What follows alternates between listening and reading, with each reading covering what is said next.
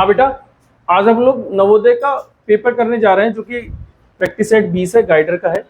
इसको हम देख रहे हैं, इसकी 20 क्वेश्चन होंगे। 20 क्वेश्चन मैं आप लोग को करा रहा हूँ, किस तरीके से कर रहे हैं हम लोग उसको देख रहे हैं। इसका बेसिक और इससे रिलेटिव जितने क्वेश्चन होंगे कोशिश करूँगा कि सब इसमें आ जाए। एक क्वेश्चन में जितने क्वेश्चन होते हैं सब आ जाए इसी से रिलेटेड। देख रहे हैं क्वेश्चन बेटा, 1 से 25 तक संख्याओं का योग क्या होगा। तो सबसे पहले अगर मैं क्वेश्चन देखूं बेटा, 1 से 25 तक संख्याओं का योग, तो हम 1 2 3 4 5 यहाँ 25 तक चले जाए। अगर मुझे इसमें देखना होता कि बेटा सबसे पहले की कुल संख्या कितनी होती है, कुल संख्या, अगर कुल संख्या की मैं बात करूं कुल संख्या कितनी होगी, तो मैं लास्ट वाले को फर्स्ट वाले से डिवाइड कर दूं, मेरी कुल संख्या निकल के आ जाएगी। जैसे मैं 25 को डिवाइड करूं बेटा 1 से, तो मेरी कुल संख्या निकल के आ जाएगी। तो कितनी हो जाएगी बेटा 25।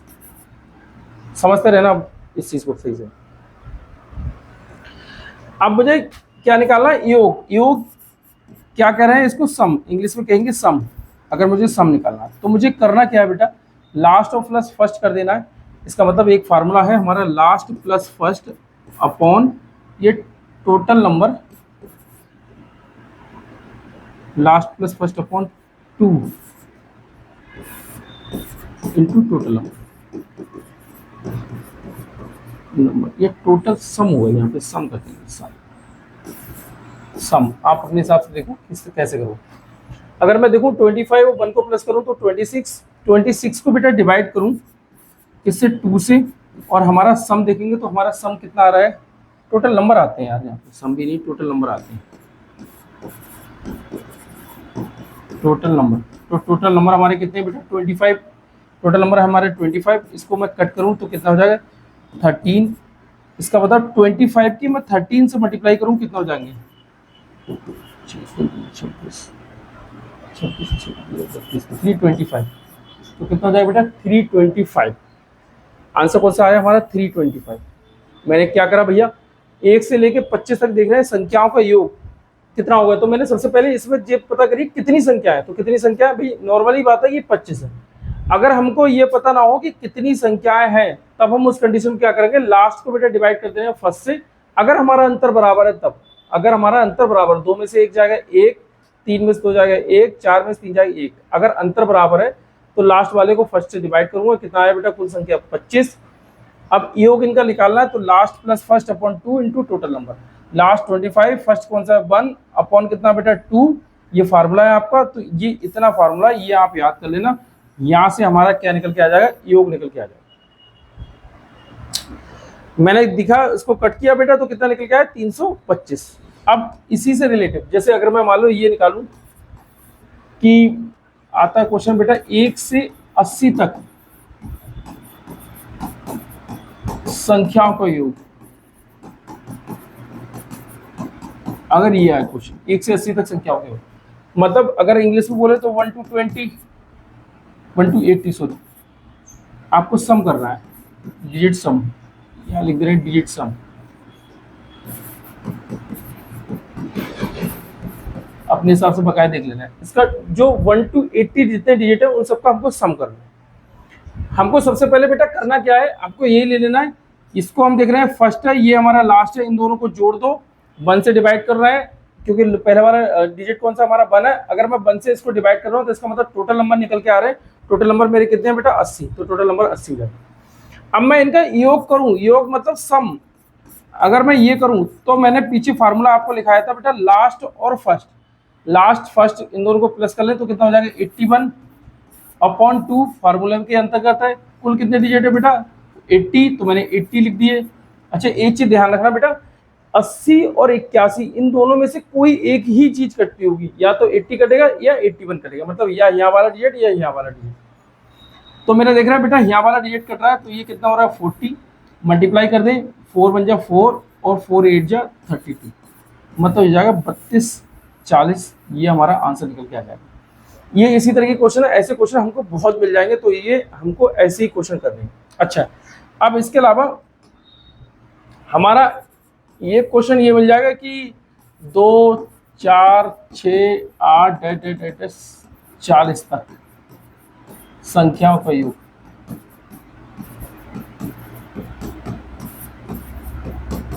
अगर मैं ये देखूं संख्याओं का योग मतलब सम कर लूं, अगर ये समझो 1 से 2 से लेके 40 तक सम कर ले कि कितना है, इन संख्याओं का सम करना है हमको।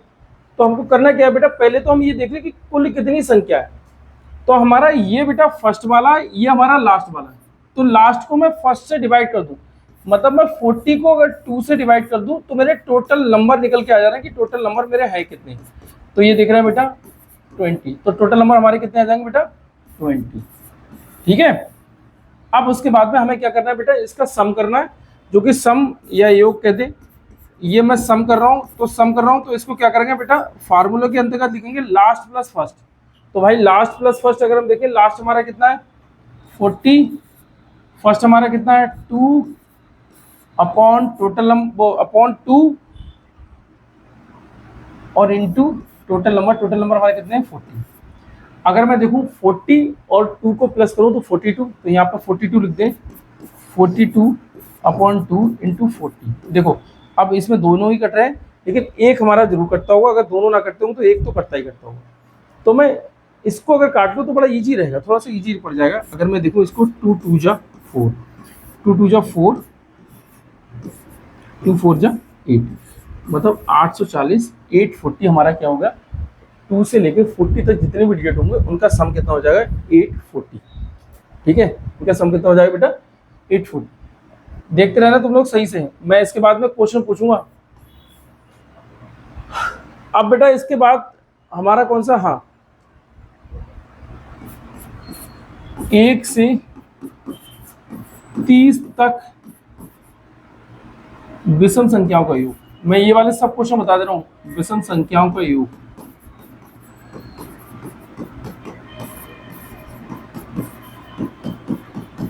जो कि तुम्हारी समस्या खत्म। अच्छा, सम ऑफ ऑड नंबर,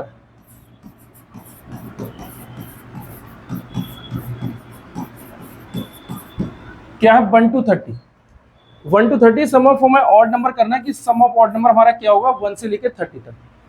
तो सबसे पहले तो बात अगर हम देखें तो ये देखो कि 1 से लेकर 10 तक विषम संख्या कितनी होती है। अगर मैं देखूं बेटा 1 से लेकर 10 तक मेरी विषम संख्या होंगी, तो 1 से लेकर मेरी 10 तक विषम संख्या 5 होंगी और 5 होंगी सम संख्या। यही मैं देखूं बेटा 1 से लेकर 20 तक मेरी विषम संख्या कितनी होंगी, तो 1 से लेकर 20 तक मेरी 10 विषम संख्या होंगी और 10 मेरी सम संख्या होंगी, मतलब 10 ऑड नंबर होंगे, 10 इवन नंबर होंगे।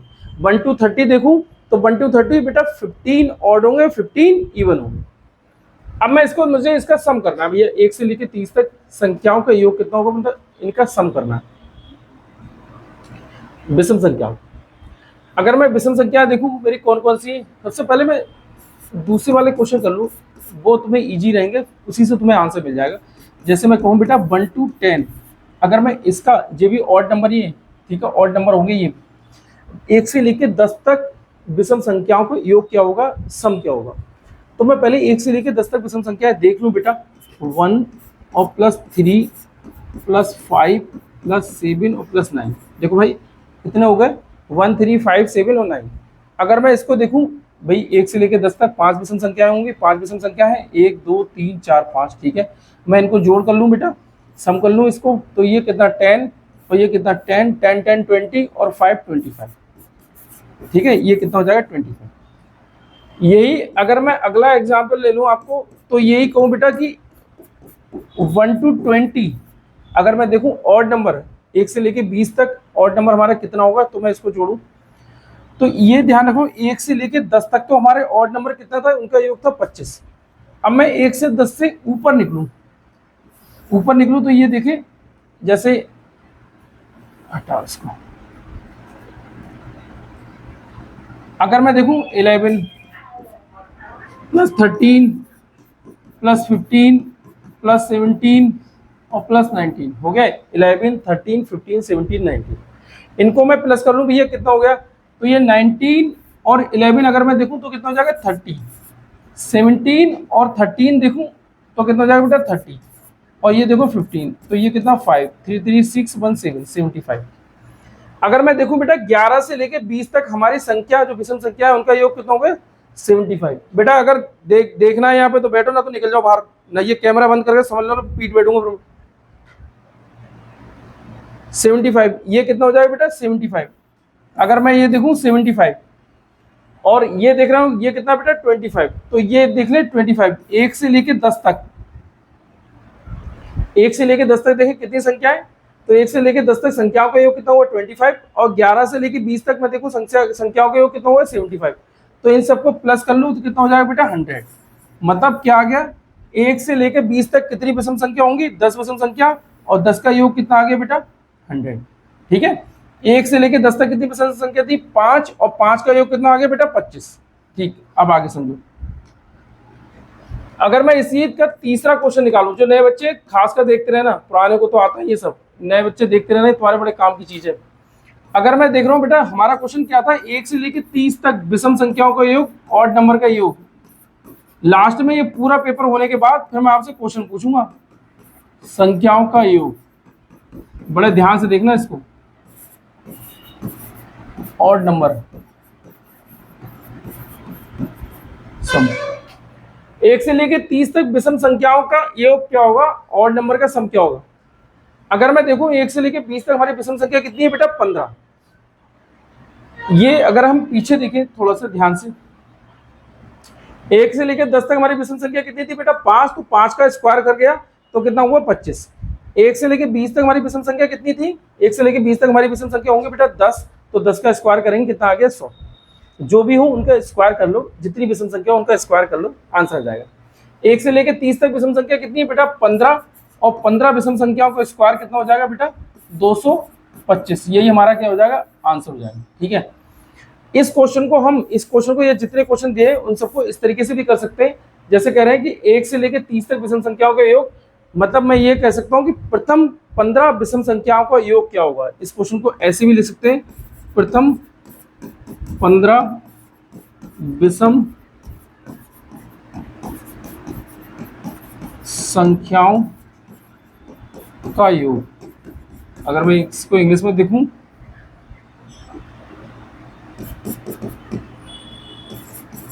फर्स्ट 15 ऑड नंबर सम क्या होगा, फर्स्ट 15 ऑड नंबर सम क्या होगा वो हमको निकालना है। तो यहाँ पे हमारी टोटल विषम संख्या दे रखी है, टोटल विषम संख्या हमारी कितनी है 15, तो इसका मतलब मुझे 15 का ही स्क्वायर करना है। इसका मतलब मुझे क्या है बेटा 15 का स्क्वायर करना है। डायरेक्ट हमारी संख्या दे रखी है, यहाँ क्या है डायरेक्ट संख्या नहीं दे रखी, यहाँ क्या रखा है 1 से लेकर 30 तक विषम संख्या कितनी है, तो 1 से लेकर 30 तक विषम संख्या कितनी है बेटा 15, तो इसका मतलब 15 का स्क्वायर करो। और यहाँ पर क्या है 15 विषम संख्याओं का योग, प्रथम 15 विषम संख्याओं का योग दे रखा है, तो प्रथम 15 विषम संख्याओं का योग कर दो, डायरेक्ट आंसर निकलेगा। यहाँ से आपको निकालना पड़ेगा। उम्मीद है कि आप लोग को ये समझ में आ गया होगा। अगला क्वेश्चन अगर हम देखें, रुको इससे पहले मैं एक चीज और बता दूं, अब इसके बाद में एक और बताऊं, ये सब क्वेश्चन ये खत्म होने के बाद इसी के टाइप के मैं क्वेश्चन दूंगा, फिर आपको को करने होंगे। अगर मैं कहूं बेटा कि 1 से 10 तक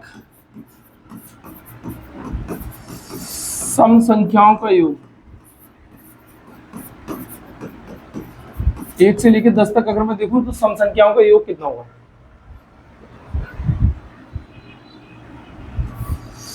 सम संख्याओं का योग, मतलब अगर देखें 1 to 10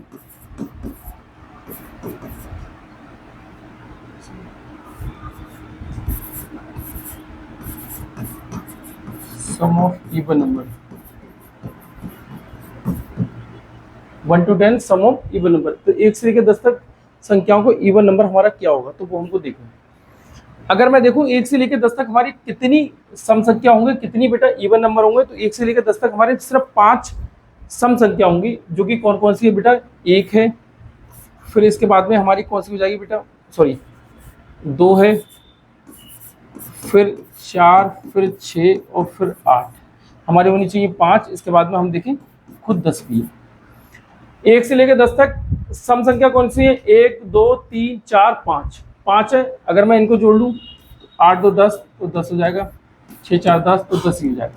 तो ये देखिए कितना हो जाएगा बेटा 30। अगर इनका देखें योग कितना हो रहा है 30, लेकिन 1 से लेकर 10 तक विषम संख्या है, अगर हम देखें तो 30 योग हो रहा है। कितनी विषम संख्या है 5, तो 5 विषम संख्या है, तो यहाँ पे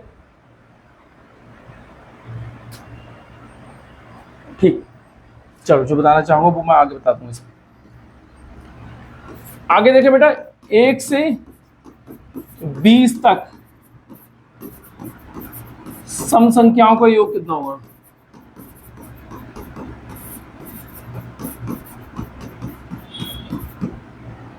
मतलब sum of even number,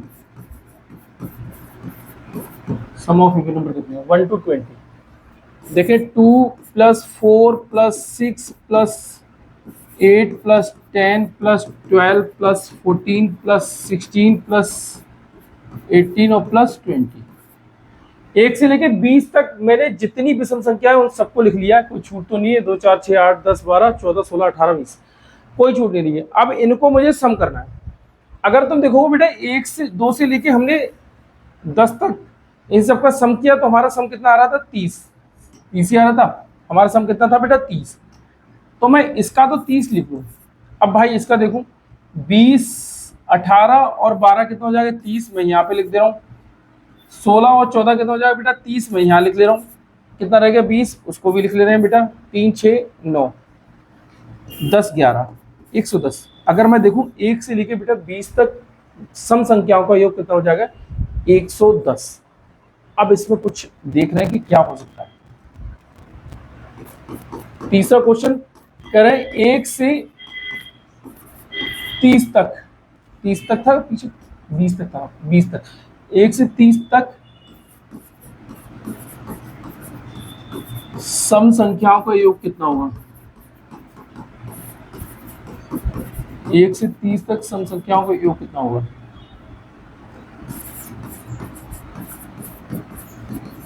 sum of even number.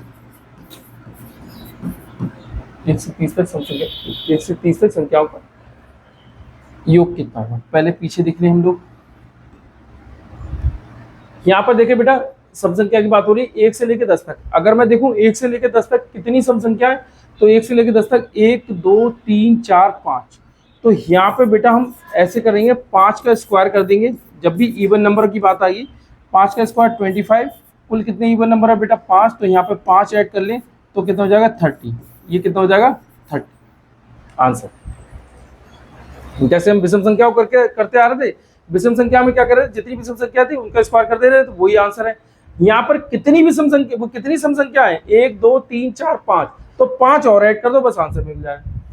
आगे अगर मैं देखूं इसी को, आगे इसको देखूं बेटा, 1 से लेके 20 तक सम संख्याओं का योग कितना है? तो 1 से लेके 20 तक, 1 से लेके 20 तक मैंने सम संख्या लिख ली, कुल इतनी है। कितनी सम संख्या है 1 से लेके 20 तक? 1 2 3 4 5 6 7 8 9 10। तो बेटा मुझको करना क्या है? 10 का स्क्वायर करो 100। ऐसे हम ऑड नंबर में भी करते आ रहे थे, ऑड नंबर में ही के यहाँ से मिल रहा था। कितनी विषम संख्या है? 10। मैंने 10 प्लस कर लिया तो कितना आ गया? 110, जो कि ये और ये आंसर बिल्कुल ठीक है। ऐसे करके देखा तो ये दोनों आंसर बिल्कुल ठीक है, कोई दिक्कत वाली नहीं। समझ में आ चुका हूँ। अब ये देखें बेटा, 1 से 30 तक सम संख्याओं का योग कितना है? तो 1 से लेकर 30 तक सम संख्या कितनी हमारी? 15। 15 का स्क्वायर कितना? 225। 225 में कितना ऐड करें बेटा? 15। 5 5 10 का सिर्फ हाथ से लगाए, 1 2 और 2 कितना हो जाएगा? 4 और 2 240। कितना हो जाएगा बेटा? 240। ये भी आप लोग को बड़े अच्छे से समझ में आ गए होंगे। इसके दो चार क्वेश्चन बताए थे, वो सब समझ में आ गए होंगे। अब मैं आगे क्वेश्चन पे लेके चल रहा हूँ। कह रहे हैं 48 144 और 576 का मासा क्या है? पहली बात तो ये नवोदय वाले में आ नहीं रहा है, लेकिन यहाँ से अगर समझने की बात करें कि 48 144 और 576 का मासा क्या है, तो मासा इनमें जो तीनों में जो छोटी वाली संख्या होती वो हमारा मासा कहलाती, या फिर इसके फैक्टर कर लो वो मासा कहलाएंगे, गुणज होंगे वो मासा कहलाएंगे। तो मैं देखूं सबसे छोटी संख्या 148, तो पहली बात ये देखूं 576 मासा नहीं हो सकता। मैं अभी ये बेटा पेपर करा रहा हूं, तो ये आपको बेसिक वाली चीजें देखूंगा, जरूरत है तो बताऊंगा, ना तो कोई जरूरत नहीं है। पेपर वो बच्चे करते हैं जिनका सब चैप्टर क्लियर होते हैं वो। अब मैं यहाँ बेसिक समझा रहा हूँ, वो समझा रहा हूँ, लग रहा है कि हाँ समझा दो तो ठीक है, ना तो ये समझाना है कि हम कोई मैटर नहीं है, क्योंकि पेपर समझा रहा हूँ, पेपर बता रहा हूँ मैं आपको। 144 नहीं हो सकता, क्योंकि मासा जो होती है, जितनी संख्याओं का मासा निकलते हैं उन सब में छोटी संख्याएं होती हैं। जैसे अगर मैं कहूँ कि बेटा 3 और अगर 9 का मासा, मासा मतलब HCF, अगर मैं इसका मासा निकालूं मतलब HCF निकालूं, अगर मैं इसका HCF निकालूं, तो इन दोनों में जो छोटी संख्या है वो मासा होगी।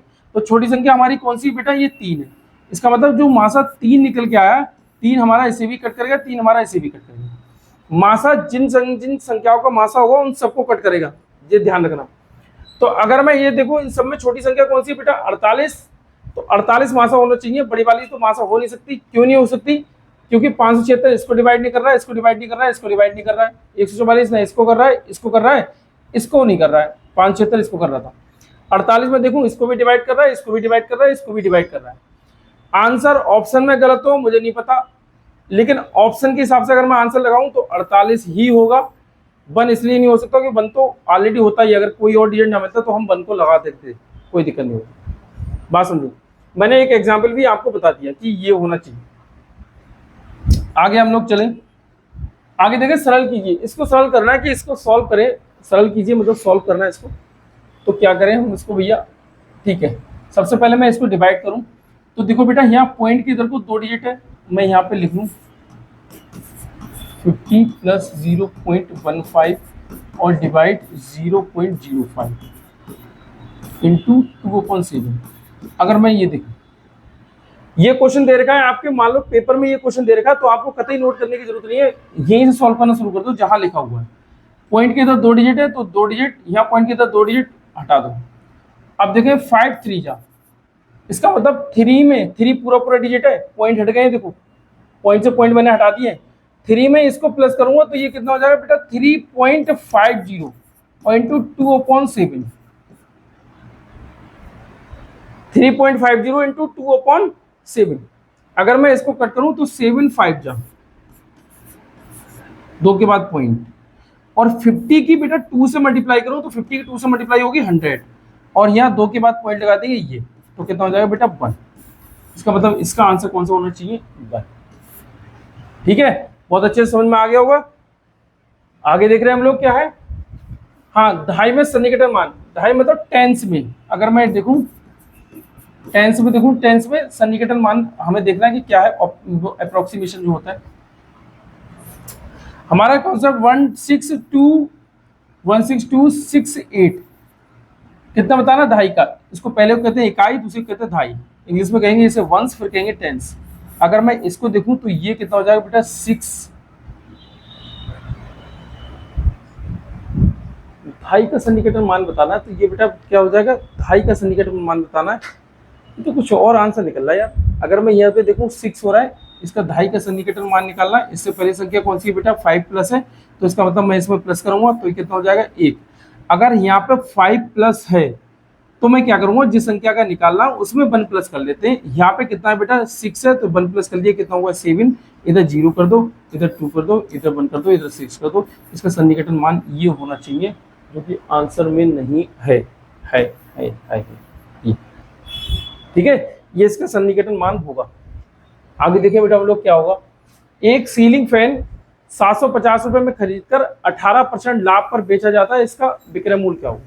तो सबसे पहले मैं आपको इसकी चीजें बता दूं, सब इसमें बेटा रिवीजन करा दूं आपको। तो ये देखो इसमें फार्मूला सबसे पहले एक होता है बेटा SP बराबर CP और 100 प्लस माइनस x अपन 100। अब इसमें हिंदी में लिखोगे तो विक्रय मूल्य बराबर क्रय मूल्य, इसको भी हिंदी में लिख लियो, इसको भी हिंदी में लिख लियो, इसको का लिख लियो, बहुत बढ़िया रहेगा।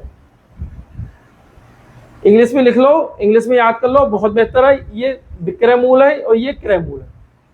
इसका दूसरा फार्मूला होता है बेटा प्रॉफिट परसेंटेज बराबर प्रॉफिट अपॉन CP इंटू 100। अगर प्रॉफिट परसेंटेज आता है तो CP पे ही आता है, कॉस्ट प्राइस पे ही आता है। अगर इसकी बात करें बेटा लॉस परसेंटेज, तो यहाँ पर लॉस अपॉन CP और इंटू 100। इसको याद ऐसे कर रहे हैं, अगर यहाँ प्रॉफिट है तो यहाँ भी प्रॉफिट होगा, तो ये CP इंटू 100 होगा, या लॉस है तो यहाँ भी लॉस होगा, ये CP इंटू 100 होगा। इसके बाद में एक और अगर हम देखें तो क्या होगा, लॉस कब होता है, हाँ लॉस हमारा, पहले प्रॉफिट देखें, प्रॉफिट कब होगा, प्रॉफिट जब होगा जब हमारा SP बड़ा होगा बेटा, SP में से CP जाएगा, मतलब कोई चीज हमने कम की खरीदी और हम ज्यादा की बेच रहे हैं, तो इसका मतलब हमें प्रॉफिट होगा। लॉस बेटा हमें कब होगा, लॉस हमें जब होगा जब हमारा CP बड़ा होगा और SP छोटा होगा, मतलब CP में से हम SP माइनस करेंगे तो हमारा क्या होगा भाई, लॉस होगा। ये चीज ध्यान रखना, ठीक है। अब आ जाओ पीछे क्वेश्चन पे। एक सीलिंग फैन 750 रुपए में खरीदकर 18% लाभ पर बेचा जाता है, तो इसका विक्रय मूल्य क्या होगा। इसका मुझको विक्रय मूल्य बताना है कि इसका विक्रय मूल्य क्या है। तो आपका फार्मूला क्या है, एस पी बराबर C P 100 plus minus X upon 100। यही फार्मूला क्यों लगाया, क्योंकि एक सीलिंग फैन हमने कितना 750 रुपये में खरीदा था, ये भैया 750 रुपये में आ गई, और इसका विक्रय मूल्य बताना है। तो मैंने तुम्हें बताया जहां विक्रय मूल्य क्रय मूल्य दोनों दे रखे हो, इनमें से कोई दे रखा हो या फिर कोई पूछा हो और आपकी परसेंटेज दे रखी हो, तो आपको सीधे वही फार्मूला लगाना है, एस पी बराबर C P 100 plus minus X upon 100। अब हम पेपर सॉल्व कर रहे हैं तो फार्मूला तो पूरा लिख नहीं रहे, मैंने पीछे लगा दिया। अब यहाँ पे क्या भैया 750 और कितना करें 18% का हमारे लिए क्या है भाई लाभ है, तो 18/100, 18% का प्रॉफिट है, तो 18/100, 18/100। देखो भैया इस चीज को अगर मैं देखूं तो इसको सॉल्व करने की बारी आई, तो इसको सॉल्व कैसे करेंगे, ये देख रहे हैं बेटा, ये 25 इंटू 3 है, ये 9 है इंटू 2 है। इसका मतलब अगर मैं एक जीरो से एक जीरो कट कर दूं, हटा, और अगर मैं 18 को इसमें कट करूं, अभी हम मल्टीप्लाई करके आंसर तुरंत ही निकाल सकते हैं, कोई बहुत बड़ी बात नहीं है। तो ये देख रहे हैं एक सीलिंग फैन 750 रुपये में खरीद कर 18% लाभ पे बेचा जाता है, कोई बात नहीं। अगर मैं इसको एक जीरो से एक जीरो कट कर दूं, ये फार्मूला के तहत होगा, बिना फार्मूला के ऐसे होगा, फार्मूला के तहत होगा, वो भी मैं तो बता दूं। अगर मैं इसको देखो बेटा 75 की मल्टीप्लाई करूं मैं 18 से, ठीक है, ये 18 से, एक 10 है, बाद में हम लोग कट कर लेंगे, 18 पंजे 90, जीरो कैरी कितना 9, 18 सत्ते 126, 126 में 9 जोड़ेंगे तो कितना हो जाएगा बेटा 126, 9 जोड़ेंगे तो 135, और एक जीरो ये है जीरो, ये कट हो जाएगा, तो कितना आया बेटा हमारा लाभ जो आएगा 135 रुपये। और हमने खरीदा कितने का था भैया, हमने खरीदा था 750 रुपये का, मैं 135 रुपये इस पे लागू लूंगा 750 पे, तो मैं बेचूंगा उसे कितने का 5, 5 3 8 और 7 1 8, 885 रुपये का मैं इसको बेच दूंगा, 885 रुपये का मैं इसको बेच दूंगा। बात समझो यहाँ से, ये मैंने बिना फार्मूला करा है कि अगर ये क्या होगा 855 रुपये, 885 रुपये, अरे हाँ ये सही कह रहे हो 885 रुपये हो, ये नहीं होगा बेटा, क्योंकि 885 रुपये तो 885। इसमें बात समझो कि इसमें क्या चीज है, अगर मैं यहाँ पे फार्मूला लग दूंगा तो फार्मूला के हिसाब से डायरेक्ट आ जाएगा हमारा आंसर। देखो फार्मूला भी रख रहा हूं मैं तुम्हें, फार्मूला क्या है भैया, एस पी बराबर सी पी और 100 प्लस माइनस एक्स अपॉन 100। ये क्या है भैया 750 रुपये, क्या है 750 रुपये, मैंने क्रय मूल्य रख दिया भैया 750 रुपये, 18% का लाभ है, 100 में 18 जोड़ेंगे तो 118 बटे कितना हो जाएगा 100, कट कर लो, अगर तुम कट करना चाहोगे तो कट कर लो, 25 तियां 25 चौका, फिर इसको क्या करोगे भैया, देखो कट करो 25 तियां और 25 चौका, 118, 4 से ना कटने वाला, क्योंकि लास्ट के 2 डिजिट कितने हैं बेटा 18 है, लास्ट के 2 डिजिट 18 है, तो ये 4 से नहीं कटेगा।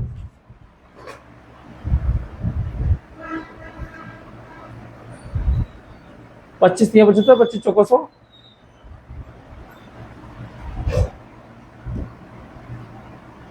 750, 75 रख दिया, लो एक जीरो यहाँ पे कर देंगे, तो ये और लफड़े में पड़ने वाली कहानी। अब देखो बेटा एक जीरो छूट रहा था तो मैं एक जीरो को पूरा लिख दूँ, कह रहे थे 750 और गुणा 118 और बटे 100, ठीक है, एक जीरो से एक जीरो। अब क्या करना पड़ेगा मुझे, अब मल्टीप्लाई करो बेटा, 75 की मल्टीप्लाई करोगे, हाँ इसको कट कर लेंगे, 5 से कट कर लेंगे, 2 से, फिर इसको, चलो इसको भी कट कर रहे हैं, 5 बन जाओ 5 कितना 2, 5 5 जा 25 और 5 2 जा 2, इसको कट करो तो ये कितना हो जाएगा बेटा 2 5 जा 10 और 2 9 जा, तो इसका मतलब 15 की और 59 की अगर मल्टीप्लाई करूंगा तो मेरा आंसर निकल के आएगा। अब इसमें अगर मैं मल्टीप्लाई देखूं तो मल्टीप्लाई मेरी दिक्कत में कर जाएगी, लेकिन अगर मैं यहाँ से ओरल आंसर निकालूं तो ओरल आंसर हमारा निकल सकता है, इसलिए मैंने बेटा बिना फार्मूले लगा के आपको दिखाया था कि बिना फार्मूले लगाए भी निकाल सकते हैं, किसी का हमको जितना परसेंट निकालना उतना परसेंट लगा के आप आंसर निकाल सकते हो। जैसे अगर मैं मान लो इसको देख रहा हूँ तो इसमें थोड़ा सा लफड़ा पड़ेगा, अगर मैं इसको 60 कर लूंगा तो चाहे आंसर आ सकता है, अप्रॉक्स में आ सकता है इंटू 60, 15 90, मतलब 900 के करीब आंसर आना चाहिए, जो कि 900 के करीब आंसर हमारा यही बैठ रहा है और कोई नहीं बैठ रहा है। अगर इसको कहो तो अप्रोक्सीमेट के द्वारा कर सकते हो। ना तो इसकी मल्टीप्लाई करके करोगे, मैं आपको ऑप्शन लगाना बता रहा हूँ कि ऑप्शन आप किस तरीके से लगा सकते हो। आप इजी करके अगर करना चाहो तो जितना देर का उसका परसेंटेज लगा दो, अगर टफ लग रहा है तो परसेंटेज निकाल के उसमें जोड़ दो, अगर इसमें लाभ हो रहा है तो हमें इसमें जोड़ना है, और हानि हो रही है तो हमें इसमें से घटाना है, हमारा आंसर निकल के आ जाएगा। फार्मूले से लगाओ तो भैया अप्रोक्सीमेशन करके लगा लेना, ना तो 59 की और 15 की मल्टीप्लाई करोगे तो थोड़ी टफ आएगी और तुम्हें दिक्कत हो सकती है कहीं ना कहीं। अप्रोक्सीमेशन लगाओ तो आपको आंसर बिल्कुल फिट आ जाएगा। ये वाला बहुत ज्यादा इसमें समझा दिया, तुम लोगों को कंफ्यूजन ना हो जाए, इसलिए इसको छोड़ो, और भी चीजें बताने को थी अब वो बाद में बताई जाएगी। ये तुम्हारे उसमें आ नहीं रहा है परसेंट, वो साधारण ब्याज वाले ये आते नहीं है। 13% वार्षिक ब्याज की दर से कोई धन एक वर्ष में 2486 रुपये हो जाता है, तो वह धन क्या है, ये आ नहीं रहा है। लेकिन अगर मैं इसको करूं तो हो सकता है कि कोई और बच्चे देखें, विद्या ज्ञान वगैरह वाले देखें, तो हो सकता है उनके उसमें सिलेबस में हो, तो हम इसको कर लें। जब भी बेटा हमारा ये दे रखा है अमाउंट, मतलब मिश्रधन दे रखा है, जब भी हमारा मिश्रधन दे रखा हो, समय कितना है बेटा 13% वार्षिक दर से कोई धन एक वर्ष में, समय कितना है 13% और समय कितना है एक वर्ष, और दर कितनी है 13%। जब हमारा मिश्रण दे रखा हो और हमारा समय दे रखा हो, दर दे रखी हो, हम इसको समय को और दर को मल्टीप्लाई कर लेंगे। समय एक है, एक की 13 से मल्टीप्लाई करूंगा 13 परसेंटेज है, परसेंटेज हटा के नीचे कर दूंगा 100। ये कब करते हैं, जब हमारे पास में मिश्रण होता है। इस तरीके से कर लो, इजी आ जाता है। ये ऊपर वाला क्या हो जाता है बेटा साधारण ब्याज, नीचे वाला क्या हो जाता है बेटा मूलधन। साधारण ब्याज और मूलधन को जोड़ू तो हमारा मिश्रधन बन जाता है, जो कि हमारा कितना हो जाएगा बेटा 113/100। ये मिश्रधन आ गया हमारा, मिश्रधन इनका है, इनका मिश्रधन कितना है, ये है। इसको डिवाइड कर लो 113 से, 100 से मल्टीप्लाई कर देना, आंसर निकल के आ जाएगा। अब मैं यहाँ पर ये देखो 113 मतलब 3 की कितने से मल्टीप्लाई करूँ तो 6 आए, तो 3 की कितने से मल्टीप्लाई करी जाएगी, 3 की 3 से मल्टीप्लाई करने पर 6 नहीं आएगा, 3 की 5 से मल्टीप्लाई करने पर 6 नहीं आएगा, 3 की 2 से मल्टीप्लाई कर लूंगा, अगर मतलब 113 की मैं 2 से मल्टीप्लाई कर लूँ तो क्या इतना आंसर आ रहा है, देख रहे 13 दूनी 26, तो कितना 26, और ये 2 इतना आ रहा है क्या, नहीं आ रहा। इसका मतलब इसकी मल्टीप्लाई करने से भी नहीं आ रहा है, 22 रह गया। अब 22 के अगर तुम मल्टीप्लाई करोगे तो सीधा सीधा आंसर तुम्हारा मिल के आ जाएगा, जो भी आएगा हमारा उसकी मल्टीप्लाई करके हम नीचे देखेंगे तो आंसर हमारा निकल के आ जाएगा। इसका मतलब 113 की सिर्फ मुझको 22 से मल्टीप्लाई करनी पड़ेगी। 100 नीचे कैसे आए, तो नीचे मैं 22 की मल्टीप्लाई 100 से कर दूंगा, तब ये 2200 आ जाएंगे। मुझसे पूछा होगा वो धन बताओ, मतलब मूलधन बताओ, तो मूलधन मेरा इसी तरीके से निकल के आ जाएगा। मैं करके दिखा रहा हूँ। 286 को मैं डिवाइड करके दिखा रहा हूँ अब आपको, 113 से मैं डिवाइड कर रहा हूँ। 113 दूनी कितना हो जाएगा बेटा, 13 दूनी 26, और ये 2, देखो भाई 8 में 6 जाएंगे कितने बचेंगे 2, 4 में 2 जाएंगे 2, और यहाँ 0, और ये आ गया 6। फिर 113 दूनी तो कितना हो जाएगा बेटा 226, जो कि कितना आ गया 22। इसका मतलब मैंने यहाँ पे 22 से मल्टीप्लाई की, 113 की 22 से मल्टीप्लाई की, तो जब नीचे जितने से मल्टीप्लाई करेंगे वो ऊपर जितने से मल्टीप्लाई करेंगे नीचे भी उतने से मल्टीप्लाई कर दें, तो ये हमारा आंसर निकल के आ जाएगा। और नीचे वाला आंसर मैंने आपको बताया था, नीचे वाला मूलधन होता है, और मूलधन में साधारण ब्याज जुड़ जाता है तो मिश्रधन बन जाता है, तो ऊपर वाला मिश्रधन बन गया, नीचे वाला मूलधन, मल्टीप्लाई की तो मेरा मिश्रधन मतलब अमाउंट निकल के आ गया कितना हो गया। ठीक है भाई, ठीक है, आगे देखें हम लोग। सीता एक काम को 20 दिन में कर सकती है, सीता और गीता मिलकर उस काम को 15 दिन में कर सकती है। गीता अकेले इस काम को कितने करती है, वर्क एंड टाइम का क्वेश्चन है, ये नवोदय वाले में नहीं आएगा, लेकिन मैं तुमको समझाऊं, समझ लो। सीता प्लस गीता काम कितने दिन में कर रही है भैया, 15 दिन में, और अकेले सीता कितने दिन में कर रही है बेटा, 20 दिन में। 15 और 20 का एलसीएम कितना हो जाएगा 60, 15 चौका 60, 20 तिया 60। और ये देखेंगे बेटा सीता और गीता दोनों की इफिशियंसी मतलब क्षमता कितनी है 4, जिसमें अकेले सीता की क्षमता कितनी है बेटा 3, तो सीता की क्षमता 3 लगा देंगे, और इन दोनों की क्षमता कितनी है बेटा 4, तो 1 प्लस कर देंगे, ये आ जाएगी। तो इसका मतलब ये क्या, गीता की क्षमता कितनी आ जाएगी बेटा 1, तो 60 को डिवाइड करेंगे बेटा 1 से, उसकी क्षमता से डिवाइड कर देंगे, तो कितना है बेटा 60। इसका मतलब ये कितने दिन में कर सकती है, 60 दिन में। ये अच्छे तरीके से इसलिए नहीं समझा रहा हूँ, क्या करूँगा समझाइए, क्योंकि तुम्हारे पेपर में आ रहा नहीं है। निम्न में कौन सी संख्या सबसे बड़ी है, इसमें सबसे बड़ी संख्या कौन सी है, तो देखो यहाँ पर कंफ्यूजन होता है। सबसे बड़ी संख्या अगर मैं यहाँ देखूँ बेटा, यहाँ भी 8 है, यहाँ भी 8 है, यहाँ भी 8 है, और यहाँ भी 8 है, सब में 8 8 है, ठीक है भैया। यहीं पे आ जा रहा है, यहाँ बेटा 4 है, यहाँ 6 है, यहाँ 5 है, यहाँ 0। इन सब में देखे 4, 6, 5 और 0 में कौन सी बड़ी संख्या है? तो ये देखो 0 तो बड़ा हो नहीं सकता, 4, 6, 5 में तो 6 वाली संख्या बड़ी होगी, तो इसका मतलब ये वाली संख्या बड़ी है। इससे आगे बढ़ने से कोई मतलब नहीं होता है। इन्हीं सब में जब सबसे बड़ी ये संख्या होगी तो आगे भी यही सबसे बड़ी संख्या होगी। ठीक है भाई, आगे देखें हम इसका क्या है। हाँ 40, 440 और 4 का सम क्या होगा? मैंने पॉइंट से उधर वाले नहीं पढ़े। अगर मैं देखूं 440 तो ये मतलब 40, 440 में सिर्फ 40 ले जाऊं, 40 ये 40 ये 40 ये 40 40 40 40 40 40 मतलब 120 और 440 और प्लस 120 124 4 और 6 और ये 5 कुछ 4 8 12 और 4 124 124 मैंने 40 ले लिया भैया, तो ये 0 4 और 2 124 के करीब तो आंसर मेरा बैठता हुआ।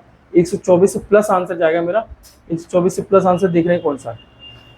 अब ये हमारा अगर ये देखें, अब पॉइंट से इधर वाली देखें तो ये कितना है 06 और ये कितना है बेटा 44।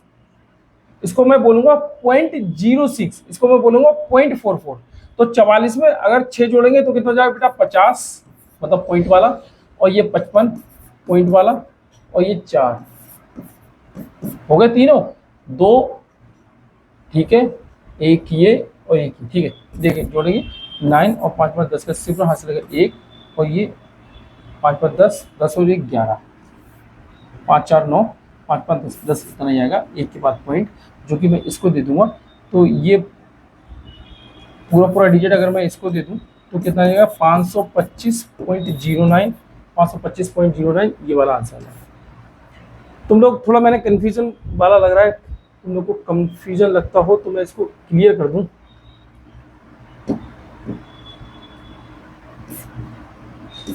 मैं लोग इसको इस तरीके से कर सकता हूँ। देखो सबसे पहले हम इसमें ये देखेंगे बेटा,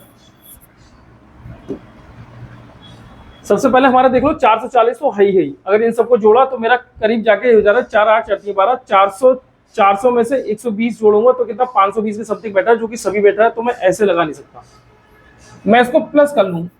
अगर तुम्हें कंफ्यूजन हो तो तुम इस तरीके से प्लस इसको कर लिया करो ऐसे, और यहाँ 40.55 ऐसे, और ये 4.44 ऐसे, और ये क्या है बेटा 40.06 ऐसे, ये और ये।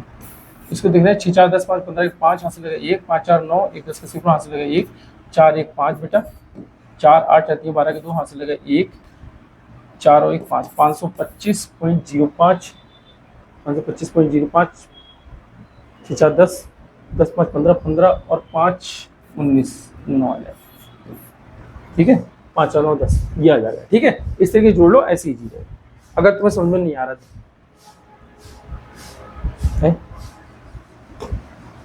अच्छा ये क्लियर था। किसी संख्या में 17 से भाग देने पर भागफल 23 और शेष कितना 7 बचता है। अगर मैं यहाँ पर देख लूँ ये इस तरीके से, इसको बेटा मैं कहता हूँ भाज्य, इसको ध्यान से समझना भैया, इसको कहते हैं हम भाजक, इसको भी समझो, और इसको कहते हैं हम भागफल, इसको भी समझो, इसको कहते हैं हम शेषफल, इसको भी समझो।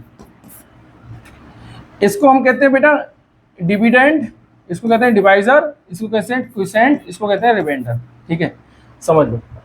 अब यहाँ पर अगर हम देखें किसी संख्या को 17 से भाग देने पर, कोई संख्या है जिसको हम 17 से भाग देने पर भागफल कितना बचता है 23, भागफल मतलब क्विसेंट हमारा कितना बचता है 23, और कह रहे हैं शेष कितना बचता है 7, तो ये 7। अब इनकी मल्टीप्लाई करो, 17 की और 13 की मल्टीप्लाई करो, जो भी निकल के आएगा उसमें 7 प्लस कर देना, तो हमारा क्या आ जाएगा बेटा आंसर निकल के आ जाएगा सीधी क्रॉस है।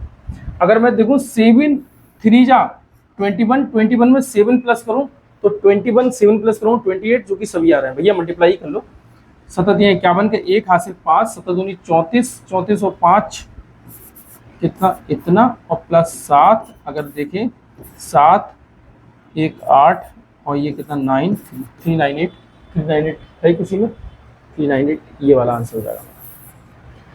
इसको जब इस टाइप के क्वेश्चन आएंगे, कुछ नहीं करना है, इसमें फार्मूला वगैरह बहुत बताए जाते हैं, फार्मूला कतई मत करना बेटा, सब इसकी मल्टीप्लाई करना। मतलब अगर हम देखें बेटा डिवाइजर की और क्वोशिएंट की मल्टीप्लाई करेंगे, उसमें रिमाइंडर ऐड कर देंगे तो हमारा भाज्य निकल के आ जाता है, जो ये भाज्य है जो कि डिविडेंड कहलाता है, डिविडेंड हमारा निकल के आ जाए कि कितना है। इसको इसी तरीके से करना, कोई और तरीके से मत करना, ना तो फार्मूला याद करोगे परेशान हो जाओगे। 5618 और 3845 में और क्या जोड़ना चाहिए कि जिसमें प्राप्त योगफल इतना हो जाए।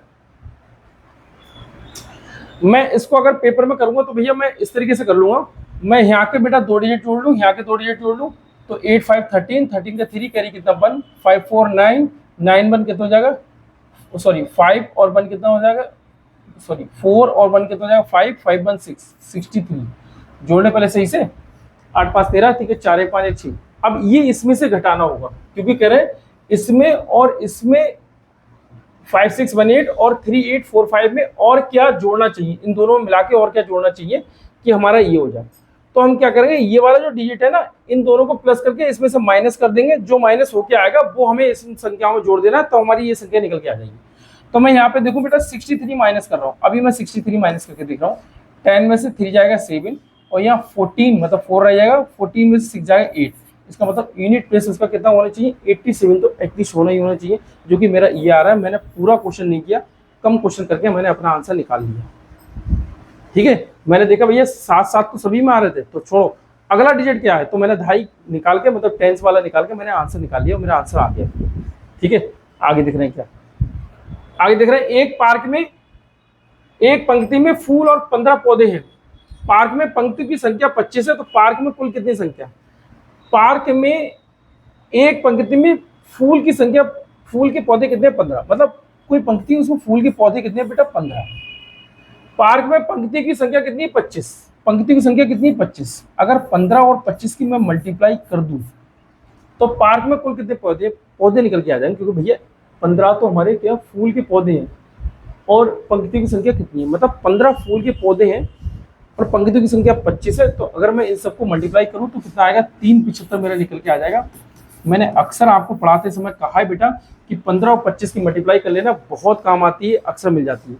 मैंने ये भी कहा कि 25 की टेबल याद कर लेना, ये अक्सर मिल जाती है। आगे देखो भाई क्या है, 1/125 का मान क्या होगा, इसको डिवाइड करें, याद कर लेना, इसका भी मान 0.008 होता है। देखें भैया, एक को डिवाइड करेंगे 125 से, डिवाइड नहीं हो पाएगा, ये छोटा है ये बड़ा है, पॉइंट लगाऊंगा यहाँ पे 0। मैं सब क्वेश्चन ये बता रहा हूँ, उसके बाद अभी तुम लोगों से क्वेश्चन पूछूंगा कि क्या क्या थी, अभी भी नहीं होगा तो यहाँ पे 0 बढ़ाओ, तो यहाँ 0 बढ़ा लो, अभी भी छोटा है, अब यहाँ 0 बढ़ाओ तो यहाँ पे 0 बढ़ा लें, अब ये कर सकते हैं।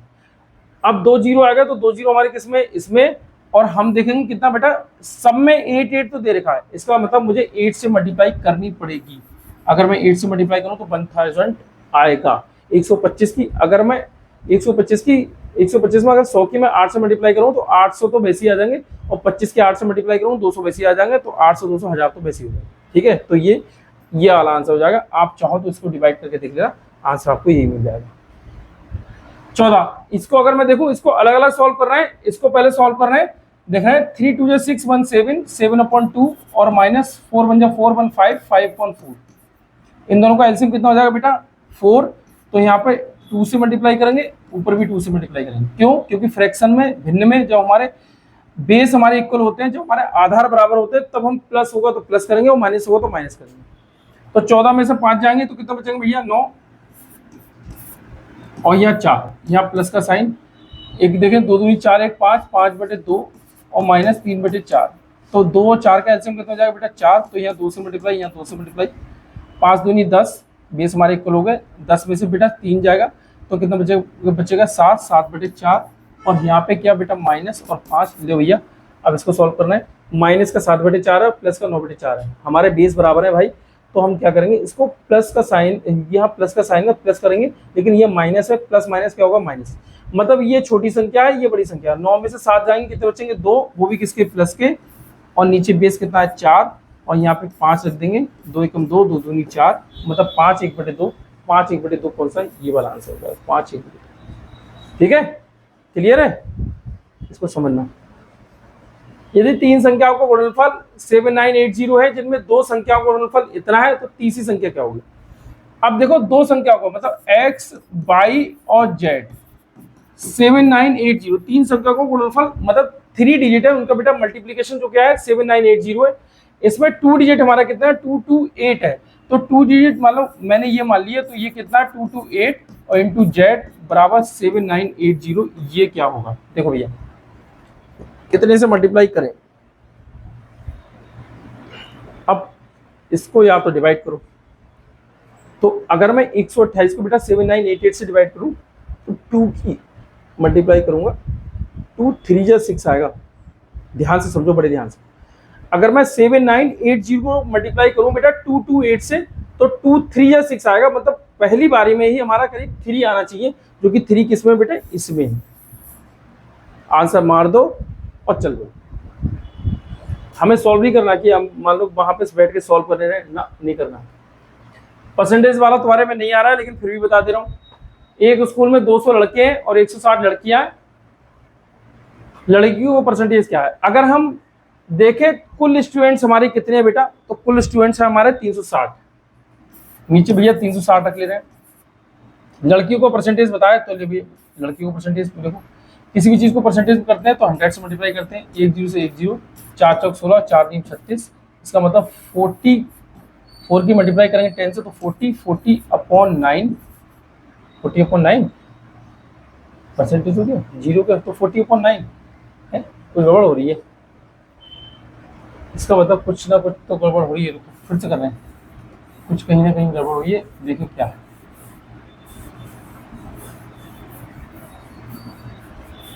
परसेंटेज निकालना बेटा 200 और 100 300 360 हम यहाँ पे 160 लिखेंगे क्योंकि लड़की को परसेंटेज निकालना जितना टोटल होता है वो सब नीचे रख जाता है। नीचे रख लिया और ये परसेंटेज ये हो गया तो 0 से 0 4 चौक 16 4 3 36 और 4 की मल्टीप्लाई 100 से करा 400/9 तो 400/9 अगर देखें किस में हो जाएगा 9 5 जा 45 की 4 से मल्टीप्लाई करें वो 4 ऐड करें तो 45 4 49 नहीं होगा।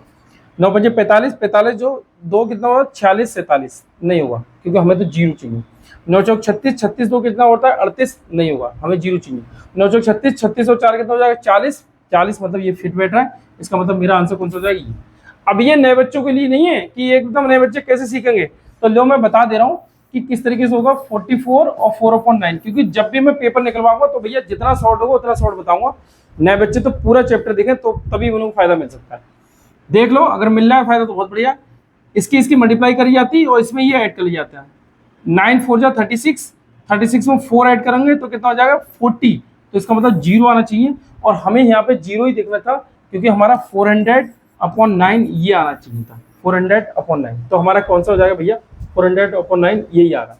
आपको समझ में नहीं आ रहा तो इस पूरी की मल्टीप्लाई करना फिर 4 ऐड कर देना तो यही निकल के आ जाएगा। ठीक है भाई आगे देख रहे हैं हम लोग क्या। अनुराधा के पास बचत की गई कुल धनराशि उसने उसमें 60.65 मिलाकर 4 वीडियो गेम खरीदे। एक वीडियो गेम की कीमत इतनी है तो बचत की गई धनराशि क्या। उसने जो भी धनराशि थी उसमें 60 रुपए 65 पैसे मिलाकर 60.65 रुपीज मिलाकर 4 वीडियो गेम खरीदे। एक वीडियो गेम की कीमत कितनी है 42.25 रुपीज है तो बचत की गई धनराशि कितनी है। अगर एक वीडियो गेम की कीमत बेटा इतनी है तो 4 की कितनी होगी तो पहले मैं 4 से मल्टीप्लाई कर दूं भैया।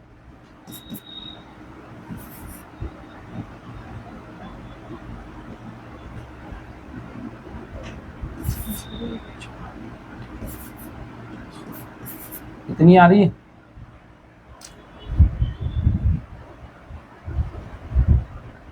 ठीक।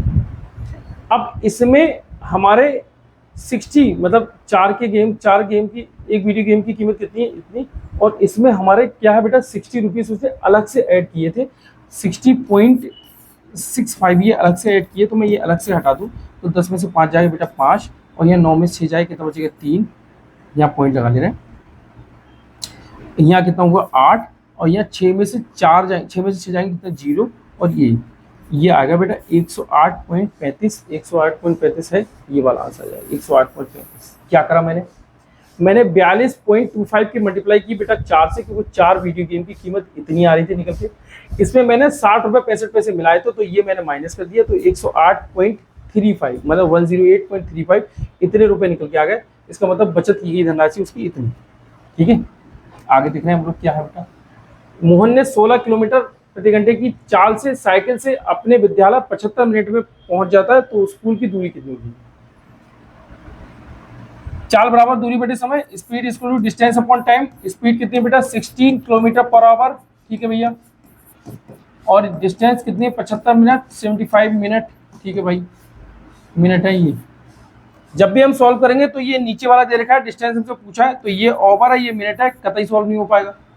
इसको मैं पहले ओवर जो मिनट है उनको ओवर में कर लूँ, मतलब 16 equal to D upon 75, minute को ओवर में करूंगा तो 60 से डिवाइड करूंगा, 60 से जब नीचे डिवाइड करता हूं तो मेन अपॉन के नीचे अपॉन होता है, तो नीचे वाली संख्या ऊपर पहुंच जाती है, जो कि मैं यहीं पे पहुंचा रहा हूं। देखें भैया 4 4 जा 16 और यहाँ कितना 15 और 15 5 जा 4 की 5 से मल्टीप्लाई करेंगे तो कितना हो जाएगा बेटा 20, जो कि 20 हमारा आंसर आ जाएगा।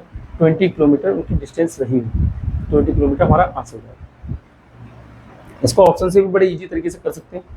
जैसे अगर मैं देखूं कि 16 किलोमीटर प्रति घंटा, इसका मतलब 1 घंटे में 16 किलोमीटर जा रहा है, तो 1 घंटे में 16 जा रहा है, तो 16 से तो ज़्यादा ही जाएगा। क्यों? क्योंकि 1 घंटे के बाद में 15 मिनट आपके बच रहे हैं, तो इसका मतलब 16 से थोड़ा ज़्यादा जाएगा। तो 16 से थोड़ा ज़्यादा यही आ रहा है, 16 तो आएगा नहीं, 16 से थोड़ा ज़्यादा यही आ रहा है, ये बहुत ज़्यादा आ रहा है, इसलिए नहीं। ये ऑप्शन से भी हम लोग कर सकते थे अगर हमारे बेस क्लियर हैं तो। आगे देख रहे हैं भैया हमारा क्या है 19 सबसे छोटी प्राकृतिक संख्या, तो सबसे छोटी प्राकृतिक संख्या कौन सी हो जाती है बेटा 1 हो जाती है। सबसे छोटी प्राकृतिक संख्या 1 है, सबसे छोटी विषम संख्या भी 1 है। 1 ना ही आपका अभाज्य और ना ही आपका भाज्य। सबसे छोटी भाज्य संख्या अगर देखें, सबसे छोटी भाज्य संख्या हमारी कितनी है बेटा 4। सबसे छोटी अभाज्य संख्या देखें तो सबसे छोटी अभाज्य संख्या हमारी कितनी है बेटा 2।